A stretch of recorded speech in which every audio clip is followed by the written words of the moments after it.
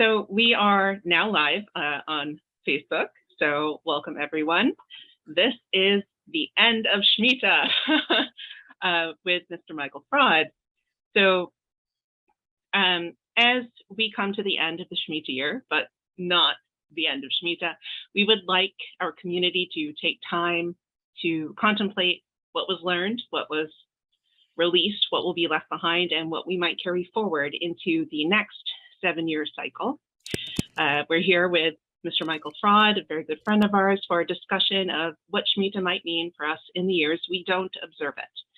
So Michael Fraade is a rabbinical student at Hebrew College, a pluralistic institution in Newton, Massachusetts.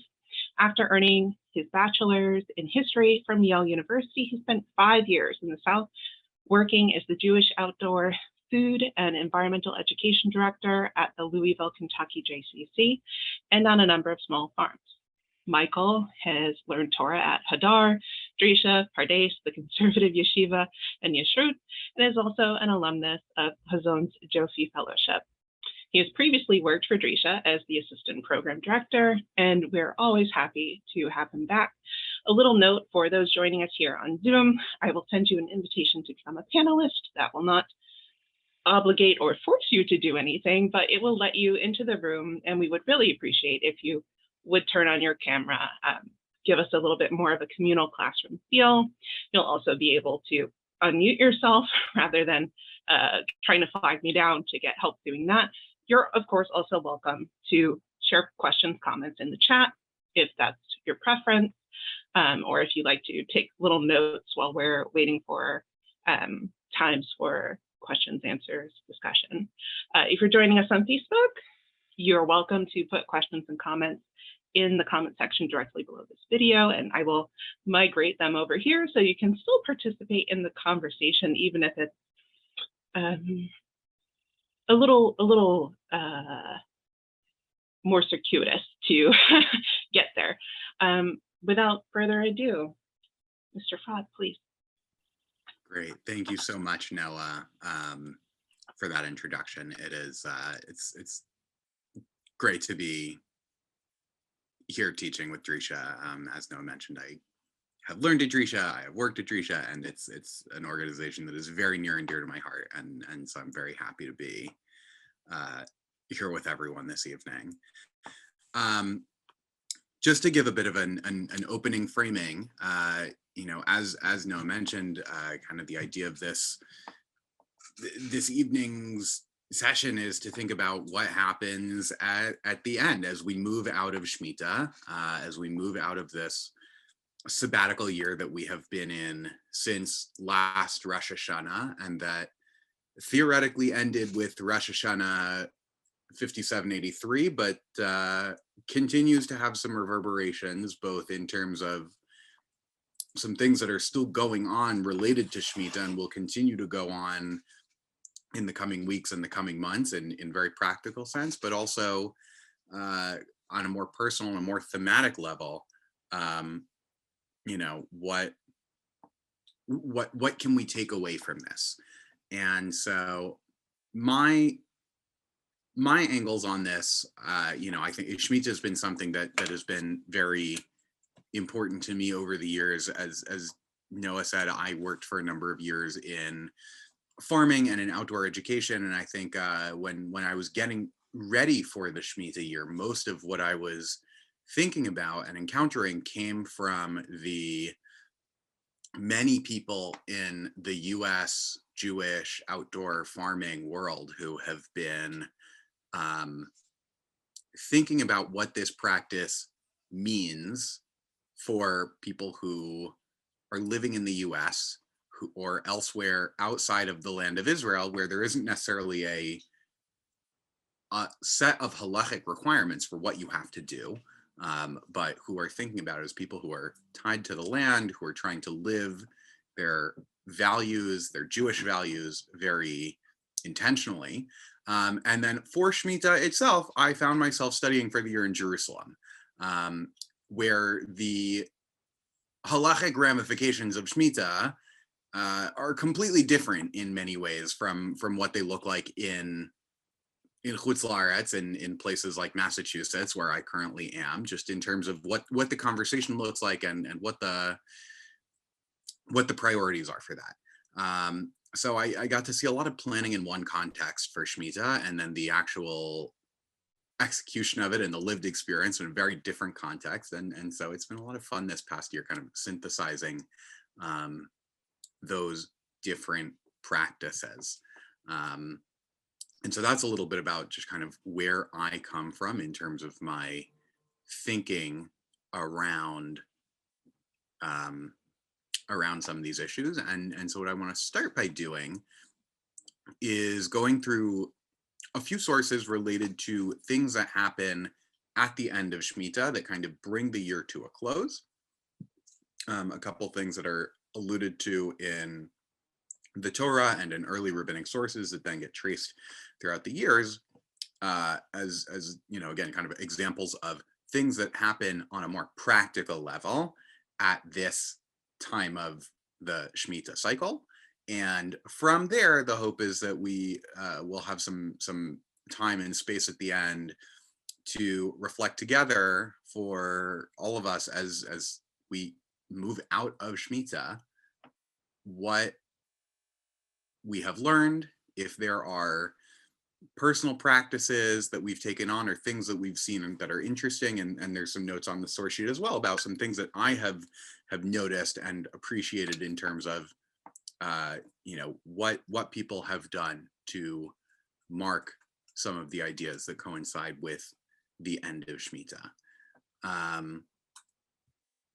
So if at any point, so perfect. So we just got a source sheet in the chat. So there's a PDF copy there, and I think we will also be screen sharing very shortly for folks who want to follow along that way. At any point, if you have questions or comments, please feel free to chime in. The chat works, just unmuting works. So please, feel free to chime in. But I think for now, if we can do a screen share, I think let's dive into the sources and see what we can find. So just to kind of give a quick refresher on the three main sources, and we're only gonna be here for a minute, but we kind of have three main sources in the Torah that talk about the ideas that constitute Shemitah. The first we see here in Shemot, in Exodus. We kind of have this idea that 6 years you farm your land, you sow, you gather. In the 7th year, you let it rest. Bashmi'it, tishmitena, tashta, right? That kind of it's open to everyone. That you don't cultivate the land the same way that you would in other years. The second source that we get is in Vayikra, where it's a very similar idea that the land has, right, B'shavta ha'aretz Shabbat Lashem, right, that the land has a Sabbath for the Lord. For 6 years, you sow your field, you work your vineyard, you treat the land as you normally would.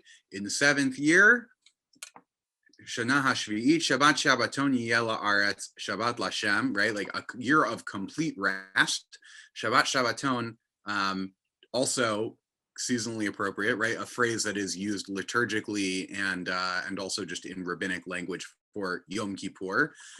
So really, in terms of Shabbases that you really pay a little extra attention to, this is very up there in terms of things that the Torah emphasizes the importance of it. So again, that source in Vayikra and Leviticus is going to have a focus on what happens to the land.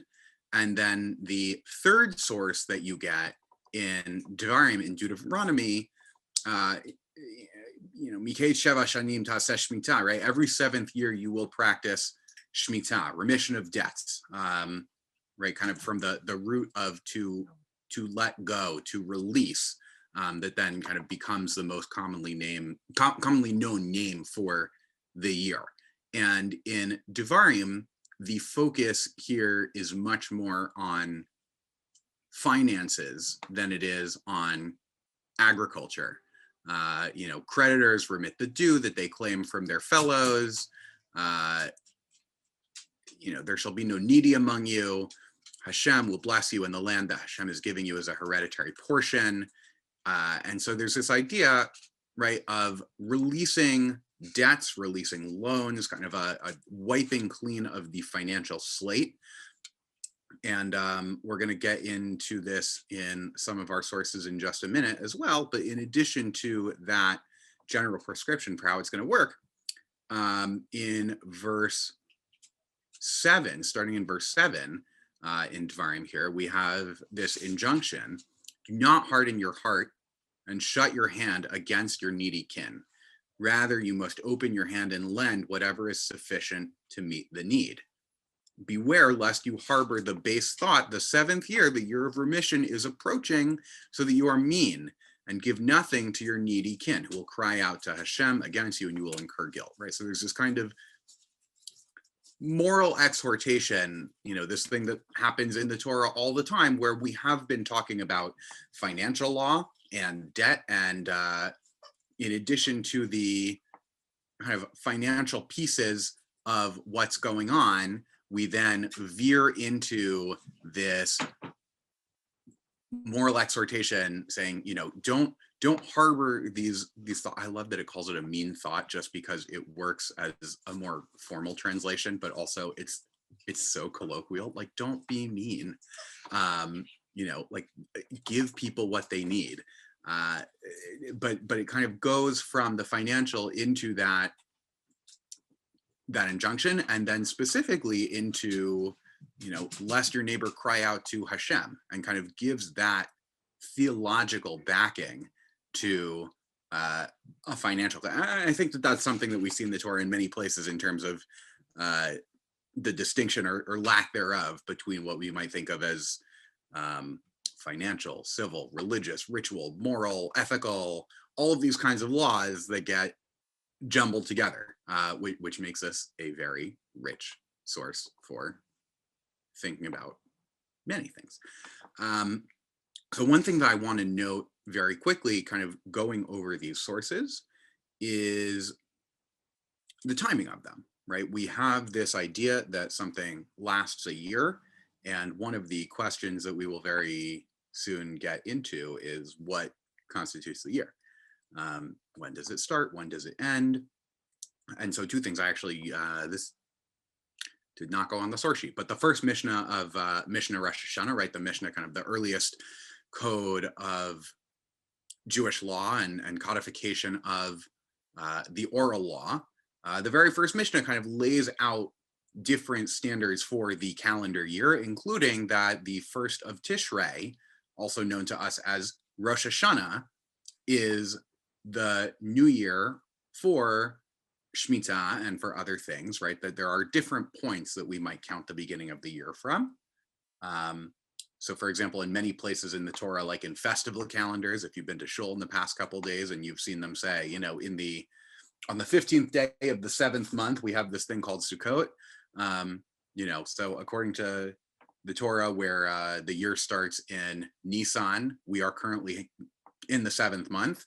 For those of you who were in Shul on Rosh Hashanah thinking, wait, isn't this the beginning of the year, right? So there's different points at which the year begins. So one of the first things we get, and again, apologies that this did not end up on the source sheet, but it's the first Mishnah of Masechet Rosh Hashanah, if anyone wants to look into it more. So it starts on Rosh Hashanah. And then one other important detail that we get here is in our next source, the commentator Chizkuni, who is writing in the 13th century, just kind of makes a quick clarification that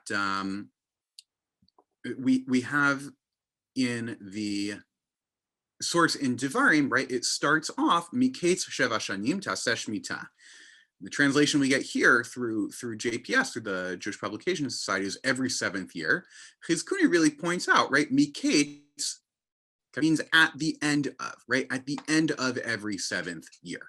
And so he says the rules governing Shemitah do not commence until the end of the 7th year. And so one of the things that we start to get into is this idea of when does the release of debts happen? when do some of these other things that you might think of as being a little more time specific than let your land lie fallow, which is really a year-long process. The Chizkuni and other sources will really kind of with the same train of thought, is that any place where it says miketz, that gets translated as at the end of, meaning everything that Deuteronomy talked about related to the remission of debt, that kicks in at the end of the year. And so if Shemitah started last Rosh Hashanah and lasted through 5782, now that we've hit 5783, the end of Shemitah year is where some of these things have their final stopping point, where they really come into effect.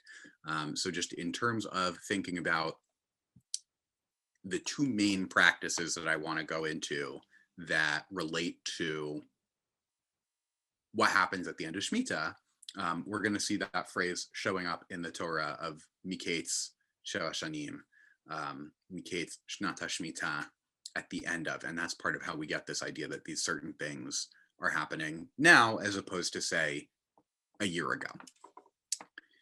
So with that, I want to kind of jump into the next section. So the first of the two things that is really strongly associated with the end of Shemitah year is the releasing of debts and the prusbul that we saw, the releasing of debts that we saw just a few moments ago in Devarim.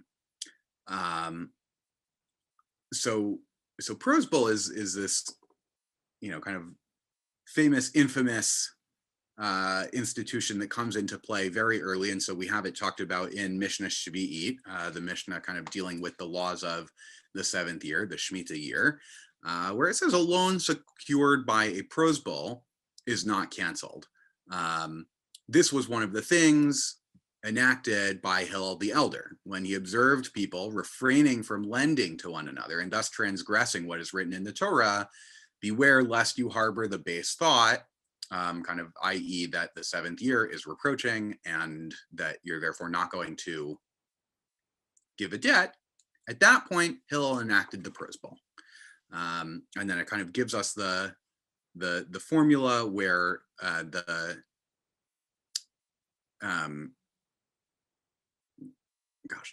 not the debtor, the other one, the one who is owed money. I'm blanking on the word. But the person who owes money goes to the court and basically kind of deposits the responsibility for the outstanding loan with them, or for the outstanding debt, such that it is not something that they are obligated to release in the seventh year. And so on the one hand, what we get is, on the one hand, what we get is this idea of a bit of a workaround where on the face of it, the prusbul is nullifying the need to fulfill this interpersonal commandment, right? The way that Devarim sets it up is it's talking about really loans between people. By the time we get to the Mishnah, where we have institutions holding loans or institutions holding legal power in this different way, the institution has the ability to hold on to a longer term debt, or to collect a longer term debt, in a way that kind of circumvents the individual's need.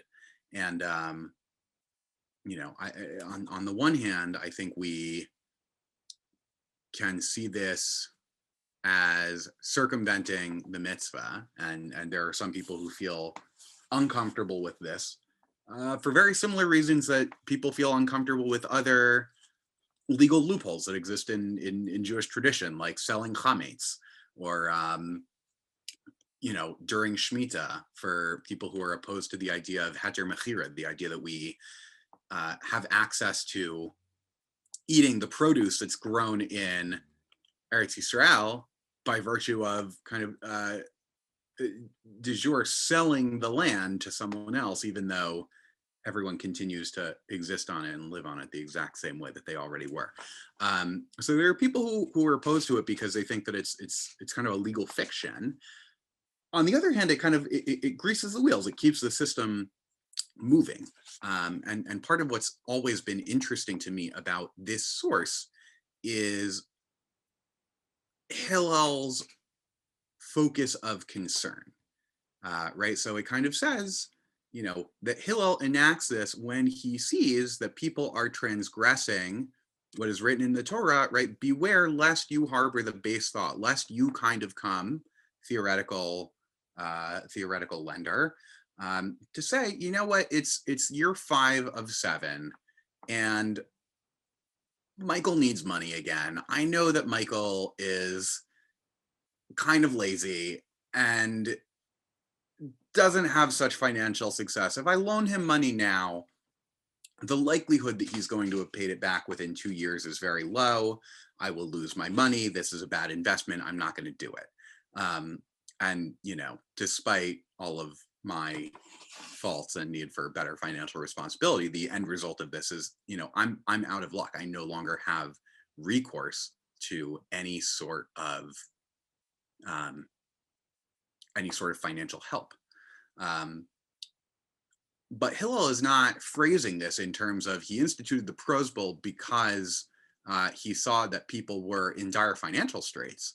The way that this is formulated is he saw that people were violating the command against this hardening of the heart, that for the people who had the resources to help and chose not to because of the real financial liability that it put on them, that this is geared toward the people who have those resources. I just think it's an interesting thing to note, kind of as we have these discussions, that the focus there being not only on the person who's in need, but also, again, the moral concern for the moral and spiritual well-being of the person who has the resources to make this loan and who is choosing not to, right? That they're not necessarily being set up as the bad guy here. They have a very compelling reason not to want to give this loan. But that the Mishnah kind of talks about this as a way that Hillel is trying to help both parties in a certain way.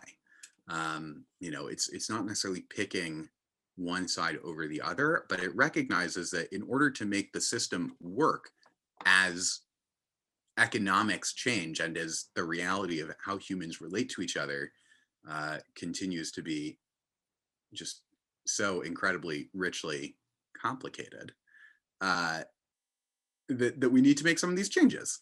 And I think, Prose Bowl has become one of the most famous examples in Jewish tradition of this sort of, innovation that both skirts and affirms the system at the same time. And so, again, kind of we see in some of our sources right below this, we see as we get into things like the Mishnah Torah and the Shulchan Aruch, the codification of the idea that, as the text said, miketz sheva shanim, right at the end, that these Prose Bowls can be signed and that debts can be given and collected really up until the end of the 7th year. And so, on Erev Rosh Hashanah a few weeks ago, I had a flurry of WhatsApps from different people kind of organizing along with their, Beit Din that they were putting together for Hatarat Nitarim, for the annulment of vows. That is kind of a standard thing that people do before Rosh Hashanah. People were also saying like, oh, do any of us need to make a Prose Bowl? Like, is that also something that we want to make a Beit Din for, so that I can, continue to collect the money that my roommate owes me for rent, but that she hasn't Venmo'd me yet, or like whatever it is. But that kind of comes into play at the end of the Shemitah year. That it's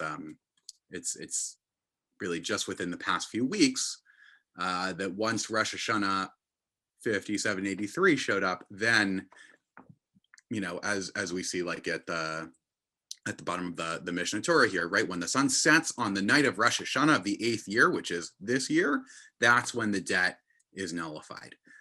So we kind of have these things showing up just now.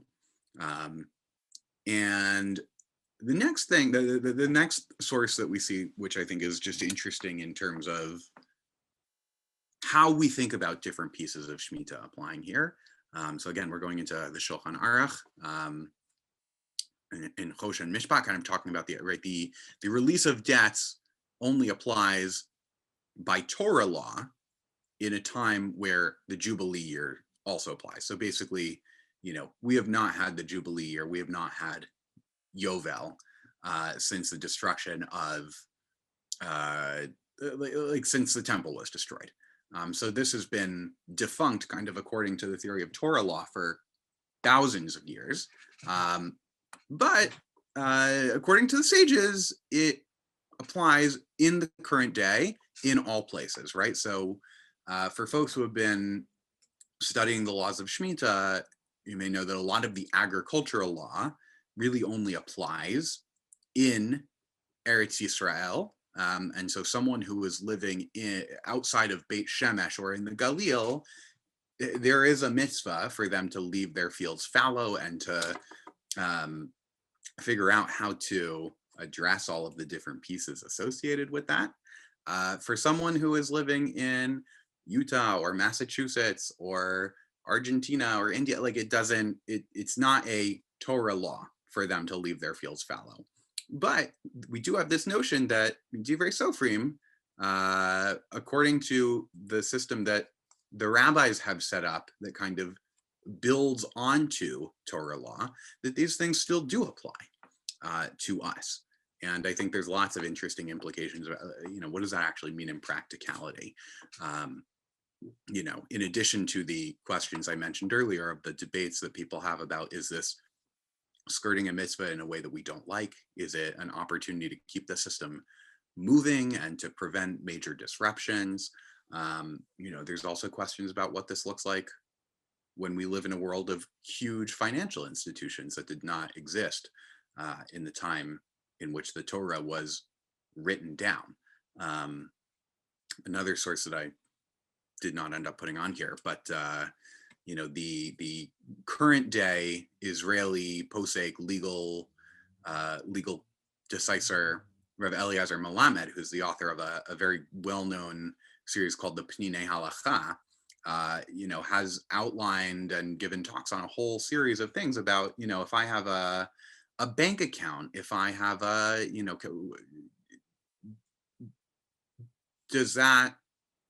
how does that function? How does a home loan function in terms of being a loan or a debt? Is that something that's subject to this? If I have written checks that have not been cashed yet, do those continue to be cashable if Shemitah ends between the time that I write them and between the time that someone deposits them? And generally speaking, the idea that he lands on and that most people land on is, again, that like financial institutions as a whole function in a different way from the kind of interpersonal rules that we're talking about here. But that is a rabbit hole that we're not necessarily going to go down right now. Let me just pause for a minute. That's kind of the first of two things that I wanted to talk about in terms of the things that happen toward the end of Shemitah. They kind of come from the Torah that have their continuation or modern reinvention that are showing up in our current day and age. So before we go on to the second of those two, I just want to take a minute to see if there are any questions or thoughts related to Prose Bowl, collecting of debts, things of that nature.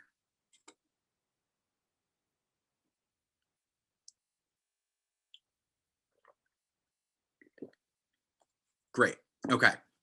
In that case, I actually have a little bit of a thought. Oh, great. that I did not think previously to this moment. Sometimes some things that are just, taken as like Jewish knowledge, I kind of like, I'll speak for myself, but I'm kind of like, okay, like, are you sure? Like, I don't know about this whole like end of Shemitah is when it goes into effect thing, because the whole sort of like artistically, I like the stroke of the year change, all your debts turn into pumpkins. Like that's great. But like, I think that like going through the original sources, like in the Torah again, and thinking about it in sequence as you showed it, and thinking about what Shemitah might have actually been like prior to the Columbian Exchange and in, an international globalized world, it almost seems like an attempt at forced solidarity sorts with the people who have these debts. If you have to go through a year of not necessarily food instability, but relative instability, I think that's kind of brilliant, actually. And then you have to make a decision about whether or not you're going to relieve this debt. I think that's significant. Yeah, 100%. I think that one of the things that is much harder in today's day and age is to capture that sense of the interconnectedness and the vulnerability that I think were so much so much at the heart of some of this. And one of my favorite soapboxes to get up on is about how so many of the things that we read about or that we continue to do as Jews can be better understood by trying to put yourself in the shoes of someone who was a subsistence farmer in the year 1000 BCE or 500 BCE, and the ways in which some of these ideas about letting a field lie fallow and releasing debts of a certain nature in this interpersonal system where they had some coinage, but a lot of it was based on barter. A lot of it was just based on growing what you needed and trading with it, and very local economies. Those things gave, I think, a different valence or a different ability to understand some of what's going on here. And to get access to that same idea, for me at least, as someone who like lives in an apartment and drives places and like has a bank account, it takes a certain level of imagination and reconfiguration. But I think you're totally right in terms of, yes, there is a piece of this, and especially with Yovel, which we're not going to really get into here, but this idea that not only do you release debts, but that every 50 years, ancestral land holdings return to the people who owned them 50 years ago, which over the course of time basically means that land stays in the hands of the people and the tribes who were allotted those portions of land when Bnei Israel entered the land, right? I mean, there's a huge notion, there's a totally different notion of like what the economic priority is and what the system is, right? And kind of some of the stuff that you get into that is, ki kol haaretz, right? That the point of some of this is to remember that like the land, the money, these do not actually belong to us, and there's this kind of interdependent relationship that comes out of these periodic resettings. But yes, I think 100% that notion of interdependence is very baked into this. So with that, let's look at the second practice that happens specifically at the end of Shemitah, and that again continues to have, or not continues because I don't think it's happened consistently, but that is now experiencing a revival in modern Jewish communities, especially in the state of Israel. And that second practice is something called hakel. Hakel, the Hebrew word, is related to kahal or kehillah, congregation. It basically is a imperative command to gather. And if we look at the source for it in Devarim, again, this showed up just a couple of weeks ago in the Parsha too, in Vayelech. Vaitzav Moshe Otam Lemor Miketz Sheva Shanim B'Moed Shnat HaShemitah B'Chag HaSukkot. Right, so Moses instructed them every seventh year, says our translation here, but again, Miketz goes back to that idea of at the end of that we saw earlier. The year set for remission, i.e. Shemitah, at the Feast of Booths, i.e. our somewhat clunky English translation for Sukkot, right? All of Israel comes to gather before God. You shall read this teaching aloud in the presence of all Israel. Gather the people, men, women, children, strangers, so that they may hear and so learn to revere Hashem, your God, and to observe faithfully every word of this teaching, right? So this is something, right, this idea basically that every 7 years at the end of Shemitah, as it's understood, during Sukkot, i.e. like today, everyone gathers in Jerusalem at the time where they're already there for the pilgrimage festival. And I want to note as part of this, right, kind of a particular inclusion here of men, women, children,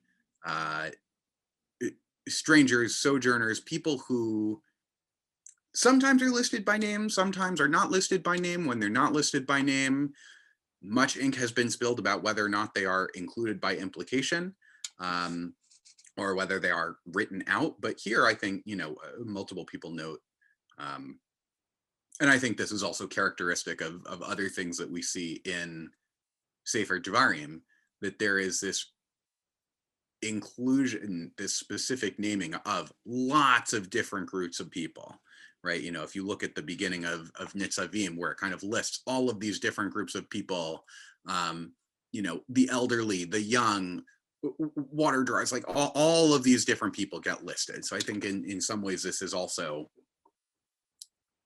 part of the literary tradition that we're coming from in this moment. But there's this idea that every 7 years, everyone gets together and they read Torah. They read Torah together in Jerusalem. And later sources will get into what, right, and also just to note, kind of, if we go back into verse 11, it says, Tikra et ha-Torah hazot, right, that you will read this Torah, this teaching, and we're about to get into, okay, so what exactly does that mean? Are they reading the entire Torah, right? Torah in this context is often understood just to refer to Sefer Devarim as well. But, if we go into Mishnah Sota, our next course, we'll kind of see the earliest iterations of what did this look like, right? At the conclusion of the first day of Sukkot in the 8th year, at the end of the 7th year, right? So they're making that very clear that we're doing this not during the Shemitah year, but kind of right at the end. They make a wooden platform in the temple court, in the kind of outermost court, the women's court, where everyone is able to enter, and the king comes and sits upon it. Takes and Chazana Knesset, the sexton, takes a Torah scroll, passes it through this line of people with the high priest passing it to the king. And the king stands it and receives it, but reads it while sitting because it's a very long portion that the king is going to have to read. And if we kind of skip down toward the end here, right, he reads from the beginning of these are the words, i.e., Elah Dvarim, the very beginning of Sefer Devarim, through the Shema, right, kind of 6 chapters, and then we have a few other passages. V'ayayim Shamoah, the second paragraph of the Shema, Aser Ta'aser, right? All of these things about tithing and your relationship specifically to being in the land. Parashat HaMelech, right? Something, kind of the portion of the king. Here's the English translation, but a thing that limits the power of the Israelite king, lists all of the things that they're not allowed to do.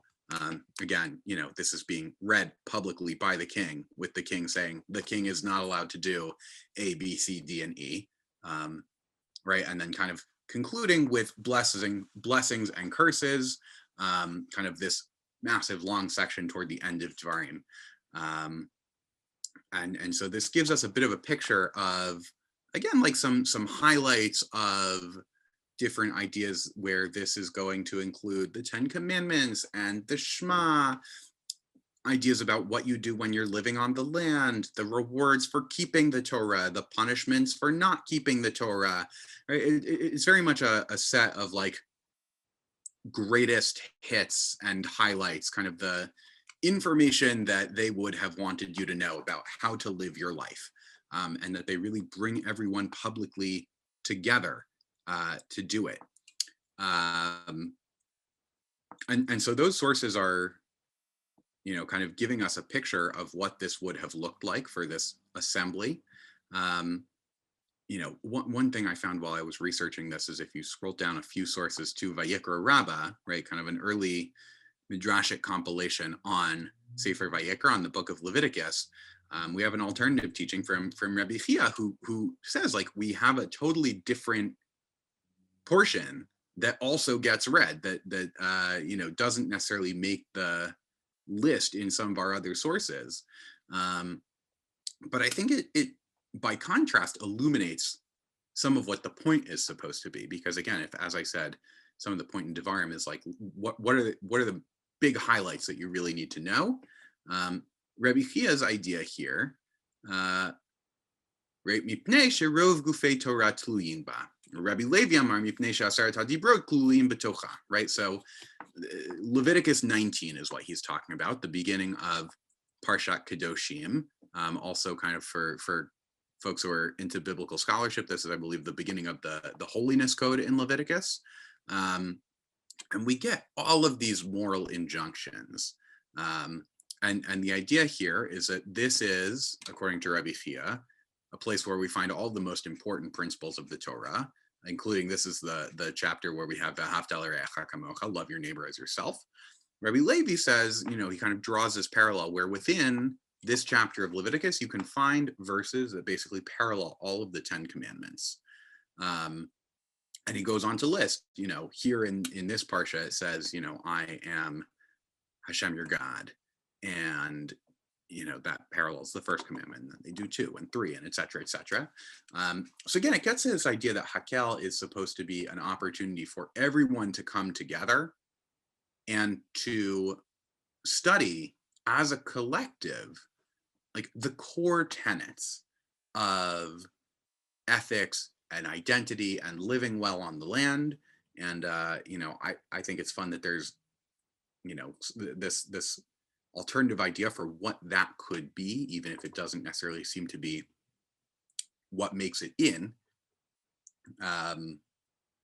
But that's kind of the idea of Hakel. And we'll talk about this more in a minute, but, I think it is, this is talking about Sukkot in the 8th year, which we are currently in day 3 of, or I guess now sun has set, we are in day 4 of. And this is happening currently, like today, I think at like 6 p.m. Israel time, there was a Hakel ceremony at the Kotel sponsored by the Chief Rabbinate and the Western Wall Foundation, where they like dedicated new Torah scrolls and read publicly from them. And yeah, we'll that practice, as was the case with so many things with Shemitah, was dormant for many years until you started to have more people settling in Ottoman and then British Palestine and now the state of Israel, who really started to bring this back with an increased Jewish presence in the land, such that we have now these things happening every 7 years that just didn't happen for hundreds of years. And I will just quickly note that if you go online and you find there's videos from the ceremony that happened earlier today. And it is mostly like Haredi Jews with suits and black hats. It mostly looked Litvish, but I didn't get a close look. But they're doing Hakel at the Kotel, and at the end of the public reading, they invite someone up to, do Hagba, to raise the Torah in front of all the people who are there. And, this ceremony where it's, kind of the king getting up and reading and holding the Torah and stuff like that. And who is it who they have do Hagba at the Kotel ceremony? It's Bibi, which is so funny to me on so many levels. Like, first of all, that he is no longer the prime minister, but is still like this kingmaker in Israeli politics. And so they give him like this ceremonial role. He's not quite the role of the king, but like they definitely didn't invite Yair Lapid. It's just like, it's so funny to me for so many reasons that he is like standing there doing Hagba as part of this thing. And obviously like the deal between the ancient king of Israel and Bibi Netanyahu, the once and maybe future prime minister. Stay tuned. I have no expertise in Israeli politics, but just like a fascinating video on a sociological level. And I highly encourage people to go look it up, just because it's crazy that these things are like happening again. Okay, so that's item 2, right? Kind of, we have the release of debts and prosbul as our things that happen toward the end of Shemitah, that we are now figuring out these ways to kind of reintegrate into society as the practices of Shemitah come back into the public consciousness over the past 100, maybe 120 years tops of having a Jewish presence in the land of Israel, the state of Israel, that kind of makes these things possible in a different way. And in a minute, I do want to mention some of the things that are also happening outside of the land of Israel, because I think that there's phenomenal work being done on that front as well. But I just kind of want to note that those two things in particular kind of have their halachic ramifications and their history of now being reclaimed and reinvented. So let me just pause again for any questions, comments related to that. And if not, then we can take a few minutes to talk about some of the other things about the after effects of Shemitah, the end, and some of what this looks like going forward, whether that is in Israel or Chutz La'aretz or wherever we find ourselves.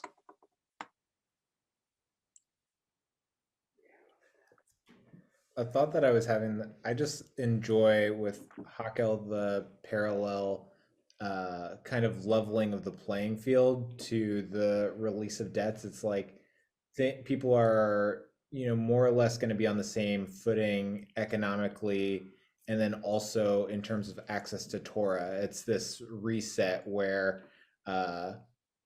yeah, we're all receiving the same information. We all heard it from the same source. And I like that, yeah, both in knowledge and finances, that there's this leveling. Yeah, I really like that. The idea that it's kind of right. It's a variety of different sorts of equalizing.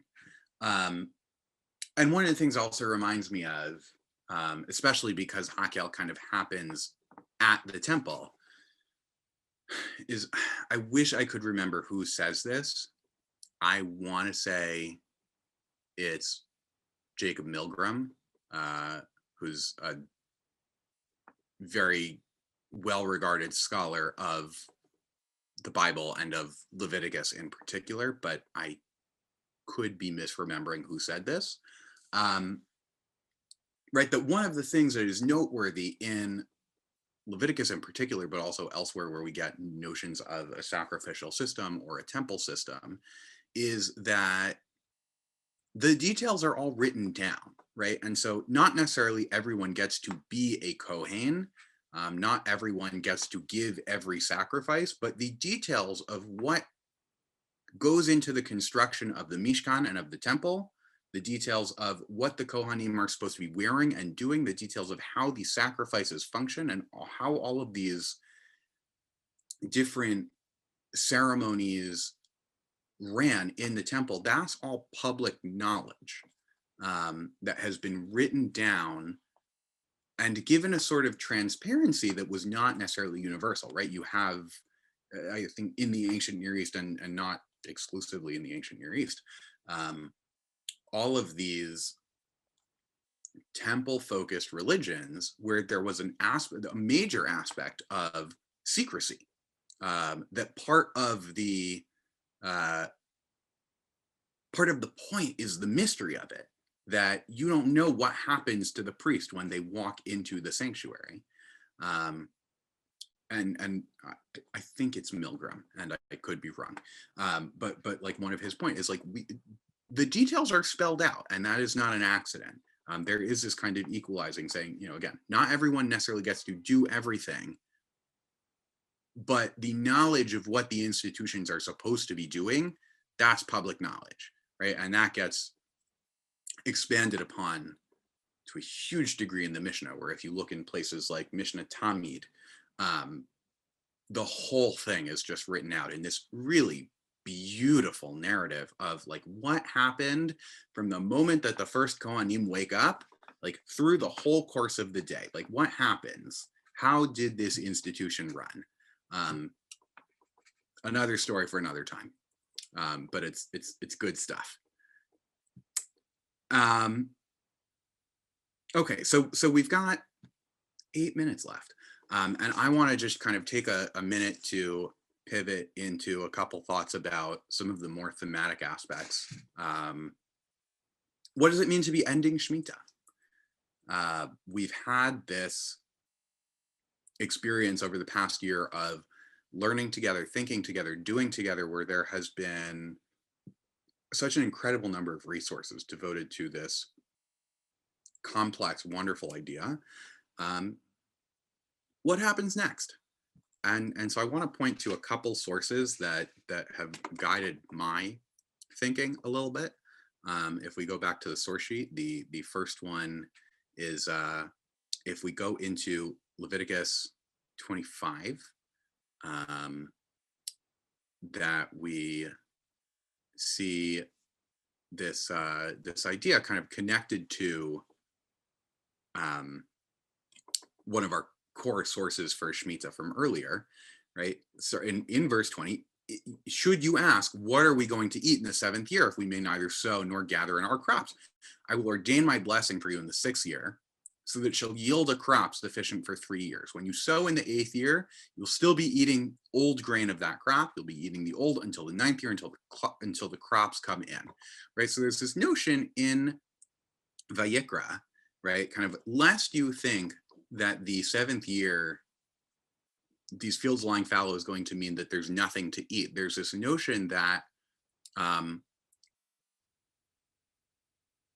there will be such a bounty in the lead up to it that it will sustain you for the 6th year, for the 7th year, and into the 8th year after that, such that until the new produce of the 8th year finishes coming in, which might not be for another 6 months or so, you're still going to have enough from that 6th year bumper crop. And you know, this to me brings up resonance, or resonates a bit with thinking about things like Joseph, you know, kind of storing up food from the 7 good years in order to prepare for the 7 years of famine, or for the Israelites gathering the manna in the desert, where they collect their double portion on the 6th day so that they have enough for Shabbat, right? There's this sense that you can't actually go out and gather on the 7th day. There will be nothing there if you are going to have enough to eat. you have to be paying attention the day before. And then there's this great comment from Or HaChaim, who's a 17th century Moroccan commentator just below this, where he says, the blessing that the Torah speaks of here is in the nature of what we read in 1 Kings 17 and 2 Kings chapter 4, right, which are two stories where the prophets Elijah and Elisha make a little bit of oil of the respective petitioners stretch miraculously, right? So there's these two cases of these poor women coming to the prophet and basically saying, can you help me? There's a debtor who's about to take everything I own. Me and my kids are about to die of starvation. And Eliyahu and Elisha make the oil that they have from this one jug basically last long enough and like fill all of these jugs with it to the point where they're able to sustain themselves or sell the oil and get what they need. It's this interesting contrast for me in terms of thinking about there's a bracha, but there's also this sense that the bracha came out of the piece of scarcity that comes in with this specific comment. So I want to draw just like a little bit of a contrast there, thinking about the ways in which there is a bracha, but the bracha isn't always just total abundance, right? Sometimes, I think this goes back to what Noah talked about earlier, like sometimes the bracha comes from being very aware of the notion of scarcity, and that is also a piece of it.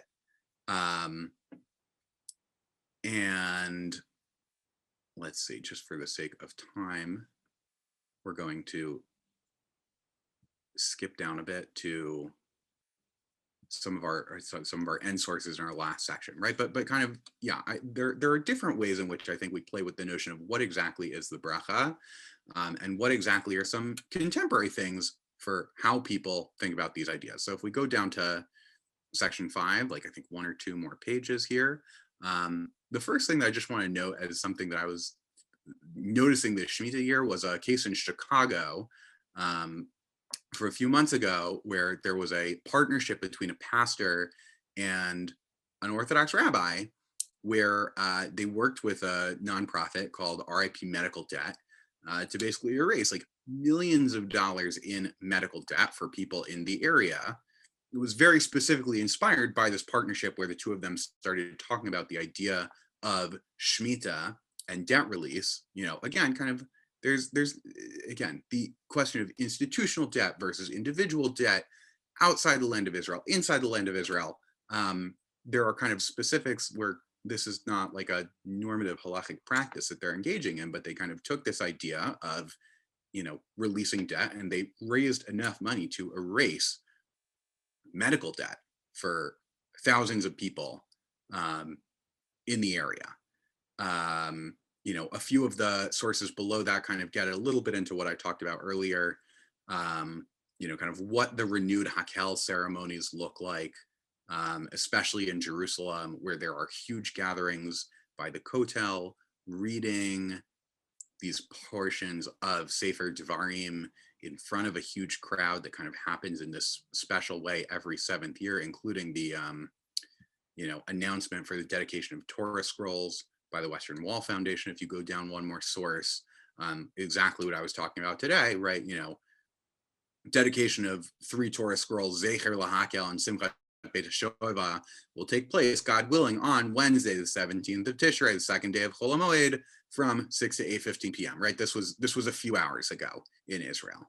And kind of the last project that I want to note in terms of the following comes from the Jewish Farmer Network, based in North Carolina, work all over the US and beyond, a phenomenal organization that basically, asked Jewish farmers in the US to think about letting land lie fallow. And there are some incredible quotes here in terms of talking about what happened to people when, not necessarily because of strict halachic necessity, but as a spiritual practice, they let some of their land lie fallow, and what happened to the land and what happened to them as part of that process. And so I note this because I think that there are people who are doing incredible work with Shemitah. But also as we kind of think about the end of this and what we bring out with us, one of the things I think can be really powerful is a notion of making these things a little bit our own, that it has reverberations during the year, but also in the ways that the practice of claiming and reclaiming these practices for different places and different moments in time, that doesn't just honor the practice, it also deepens something in us. And I think that's something I've seen a lot of this year, that I think about as we move out of it, kind of what do we want to take with us? And I want to give a moment to let other people jump in if they want to, if there are things that you have been doing during Shemitah, if there are things that you are taking away from it as we move out of this year and into the beginning of the next cycle. Kind of if there are things that are on any of your minds that have come up.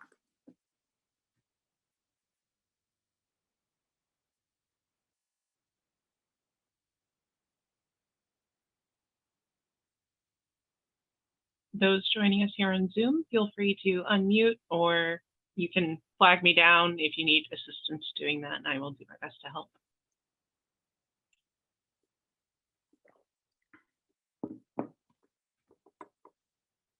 Yes, we have a raised hand. Yes. Yes, can you hear me? Yes. Yeah, hi, David Silver here. Just to come back to a thought that you had mentioned earlier, when you quoted the verses from Vayikra, from Kedoshim, and you cited somebody or remarked that there's a connection there to the Ten Commandments.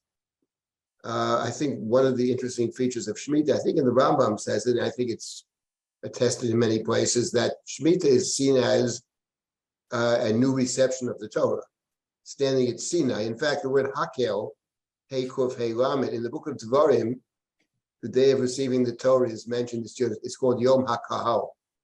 That's the way the Torah in I believe it's the 4th chapter or the 5th chapter, I think the 4th, describes standing at Sinai. Yom HaKahal, the day of the community is referencing Sinai. So this idea of every 7 years, the community re-experiencing or re-accepting the Torah, I think is very central to Shemitah, and that's something to think about. It's sort of making new commitments as we start a new cycle.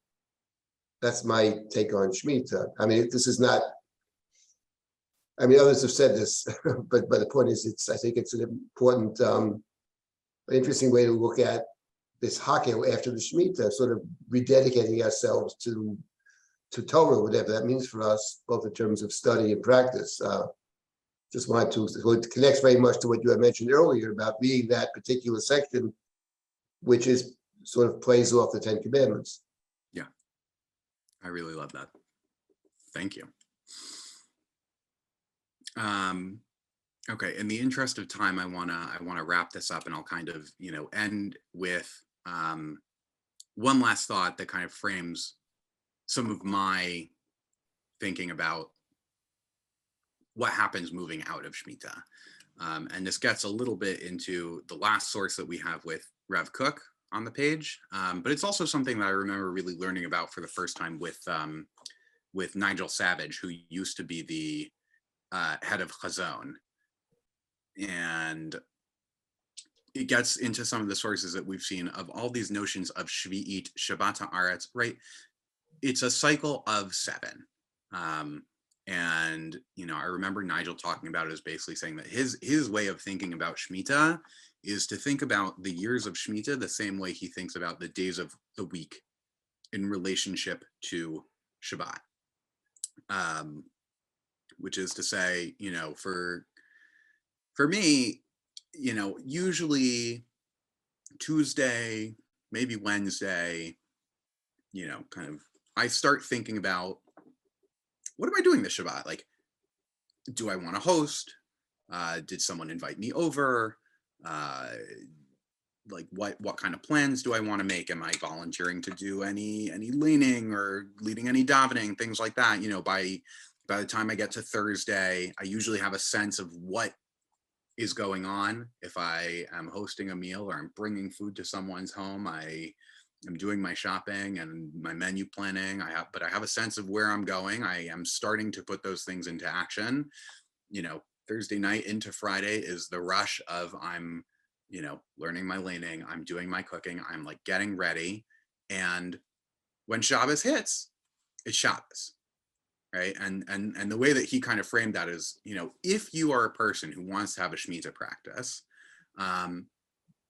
in the 3rd or 4th year of the cycle, or earlier, if you're very into planning, you know, to start thinking about what happens for the next cycle, to start thinking about, if this is a practice that I want to make personally meaningful, how do I lay the groundwork now over the course of a few years in order to get ready so that I'm not, you know, scrambling to do my grocery shopping at the last minute on Friday, kind of proverbially, but that I lay things out such that it's easy for me to derive joy from the practice that I've chosen and to do so effectively.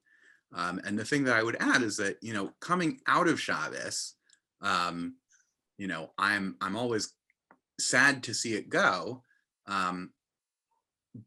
But like I eat leftovers into Sunday and Monday, right? You know, I'm by the time I start planning for next week, like I'm just finishing up, you know, like the soup and the chicken and whatever else I made. And I'm still, you know, kind of having the conversations that I had with my friends or the Torah that we learned over Shabbos, like it's still percolating in my head in those first few days. And so I think for me, as we move into the first year of the next cycle, right, it's not that we're done with Shemitah, but it's Sunday. And it's the day, it's the year where we get to enjoy those leftovers, you know, and where we still really get to draw some strength and some inspiration from the things that we did during Shnat HaShvi'it itself. You know, some people are already looking ahead to the next one. But I think for a lot of us, there's this sense that it's not just that like it ends and then it's over. But there's a piece of us that really starts to stick with us, right? You know, there's this old teaching about like you wish people Shavua Tov until Tuesday, and then, you know, Wednesday, you're now closer to next Shabbos, so that's when you start wishing them Shabbat Shalom, right? But you can always wish people either Shavua Tov or Shabbat Shalom. And we're very much still in Shavua Tov territory. Like we very much get to continue to have the blessings for ourselves, but also to kind of continue to convey them upon other people for the things that we have done this past year together. And so I just want to end by, you know, thinking about that metaphor of the Shemitah cycle as very much an extended form of Shabbat that we get to kind of come out of in a sense of sweetness. And just to end with that, and by wishing everyone a Shana Tova and a continued sweet end to the Chagim as we move through Sukkot, you know, and just to wish everyone well, and to say thank you again to Drisha for having me here and for having such a great lineup throughout Elul Zman. You know, there's always more going on, so, you know, I don't know if there's announcements to be made about the next round of classes, but you know, just Shavua Tov, folks. So thank you, Michael. Thank you, Mr. Fraade. And thank you, everyone, for being here, for being part of our learning community. This was the final class of our Elul Zman, which, you know, similar to other things we've discussed, there will be another Zman. So we are entering the dawn of Fall Zman, and we hope to have information and registration out, God willing, tomorrow, but I'm not going to hold myself to that. Very soon. We do have over 150 hours of classes for the 8 weeks of Elul Zman, and we hope that there will be something in there for everyone, something that will help nourish you and help you build up your Torah as you are now rededicating yourself in whatever hakel you're going through. So thank you, everyone. Be well, and have a wonderful rest of the holiday season. Thank you.